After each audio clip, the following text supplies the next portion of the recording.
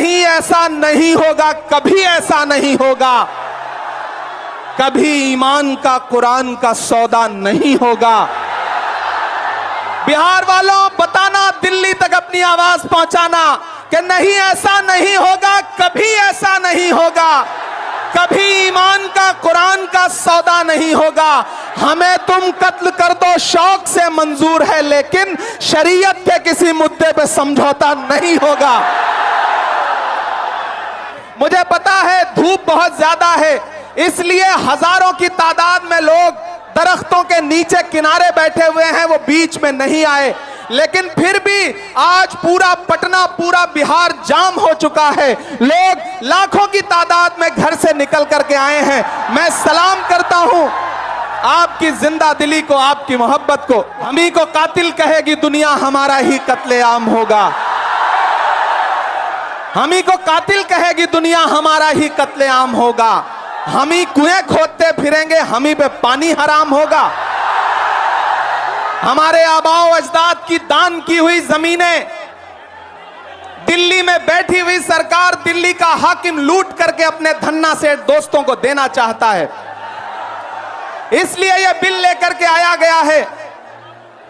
पूरे मुल्क में इस बिल के खिलाफ एहतजाज हो रहा है। इस बिल के खिलाफ लगातार लड़ाई लड़ी, लेकिन नंबर उनके पास है, इसलिए यह बिल पास हो गया। अब लड़ाई सड़कों पर लड़नी है। देश की माननीय उच्चतम न्यायालय में, सुप्रीम कोर्ट में यह मुकदमा ऑलरेडी पेंडिंग है और मुझे पूरा यकीन है कि हमारे देश की सुप्रीम कोर्ट इंसाफ जरूर करेगी। महान बादशाह सिकंदर ने जब यूनान फतेह किया तो जीत का जश्न मनाने के लिए वो शहर की सड़कों पर निकला, तो उसने देखा कि पूरा शहर जश्न मना रहा है, लेकिन एक फकीर इंसान सड़क के किनारे बेसुध होकर के सो रहा है। सिकंदर को गुस्सा आया। सिकंदर अपने घोड़े से उतरा और उस सोते हुए फकीर के पास पहुंच करके गुस्से में उसे जोर की एक लात मारी और लात मार के कहा कि क्यों रे फकीर, मैंने शहर जीत लिया, शहर जश्न मना रहा है और तू सो रहा है। तो उस फकीर ने उन्नीदी आंखों से सिकंदर की तरफ देखा और देख करके कहा कि शहर फतेह करना बादशाहों का काम है, लेकिन लात मारना गधे का काम है। पिछले 11 साल में इस सरकार ने आवाम को सिर्फ और सिर्फ लात मारने का काम किया है।